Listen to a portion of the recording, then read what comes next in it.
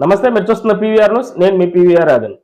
తాళపల్లి గ్రామ సర్పంచ్ పసుపులేటి బ్రహ్మనాయుడు గ్రామంలో పర్యటించి డ్రైనేజీ గుంతలుగా ఉన్న రోడ్లను పరిశీలించారు. గ్రామంలోని అంగన్వాడీ టీచర్లతో మాట్లాడి వారి సమస్యలు అడిగి తెలుసుకున్నారు. గ్రామంలో సమస్యలు పరిష్కరించాలని పంచాయతీ సెక్రటరీ వెంకటరామయ్యకు, ఇంజనీరింగ్ అసిస్టెంట్ రామాంజనేయులకు సూచించారు. ఆయన వెంట బట్టు సత్యనారాయణ, పగడాల నాగేశ్వరరావు, సుబ్బారావు, చింతగాల ఆంజనేయులు, సతీష్, పగడాల కోటేశ్వరరావు, పలువురు టీడీపీ శ్రేణులు ఉన్నారు.